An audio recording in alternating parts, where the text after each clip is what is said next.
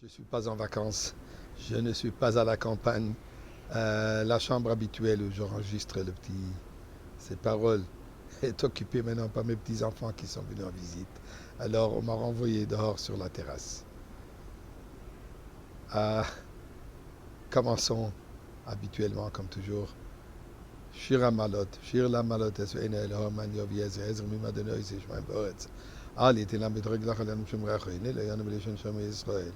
אדוני שומרך, אדוני צילוך על יעדים מנך ימה שמש להיקקו ויורא ארבע לא אלו, אדוני ישמרך מכל רע, ישמר את נפשך, אדוני ישמר צייסרו ויחו, מעתו ועד אילום.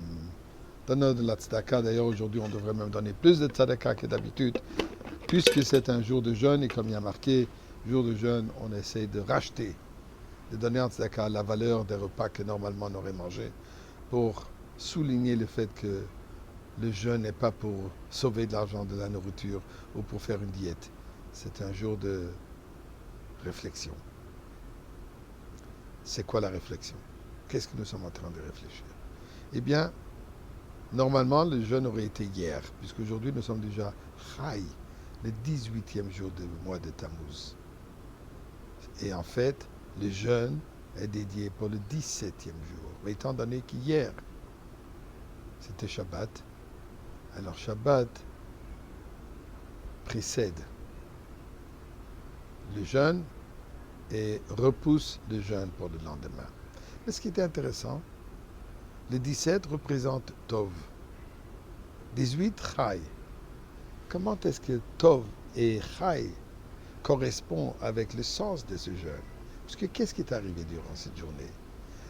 Durant l'histoire du peuple juif, tellement de problèmes et de calamités qui sont arrivés durant ce jour. Le tout premier, le veau d'or que le peuple juif a fait dans le désert. C'était le 17e jour du mois de Tammuz. Le siège babylonien de Jérusalem.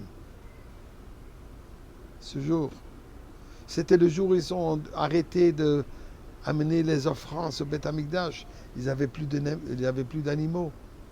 Ne pouvaient plus ramener de l'extérieur. Apostomos a brûlé la Torah. Malgré qu'il y a une discussion exactement qui était cet apostomos, est-ce qu'il était durant l'occupation romaine, ou alors il y a certaines qui disent qu'il est encore durant le règne des Grecs. Mais peu importe, c'était le jour du 17e jour du mois de Tammuz. C'est ce jour où malheureusement ils ont placé une idole à l'intérieur du Beth Amikdash. Encore, certains disent que c'était Apostomos, d'autres qui disent que c'était le roi Ménaché. Les murs de Jérusalem ont été percés par les Romains. Et 3 semaines plus tard, Tisha B'Av.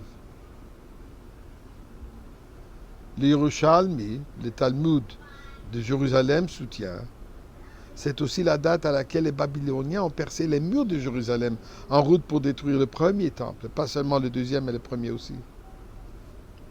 Plus tard, dans l'année 1391, plus de 4000 Juifs ont été tués à Tolède et à Juan, en Espagne. En 1559, le quartier juif de Prague a été incendié et pillé. En 1944, le ghetto de Kovno a été complètement liquidé et tué. En 1970, la Libye a ordonné la confiscation des biens juifs. Et malheureusement, Made in Israel, Gush Katif, où ils ont renvoyé des milliers de personnes de Gush Katif et qui a été détruit, aussi a été censé de commencer ces jours-ci. Donc, des journées de calamité. Tov, 17, Chai, la vie, est bien remarquable. Dans la Torah, quand la Torah nous parle du veau d'or, Aaron à Cohen dit, attendons demain, pourquoi? Ki chag l'Hashem machar. Veikra Aaron vayomer, chag l'Hashem machar. Demain, c'est une fête pour Dieu. Une fête? La destruction du temps, des Luchot.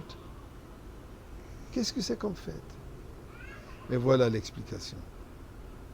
nos sages nous disent et le prophète le disent, que tous ces jeûnes et ces journées Yahafrou, Yemei Sasson Besimcha, vont être transformés en journées de fête. Pourquoi?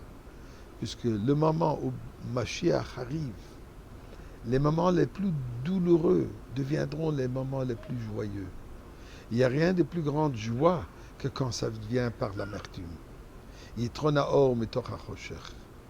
La qualité particulière de la lumière qui vient de l'obscurité.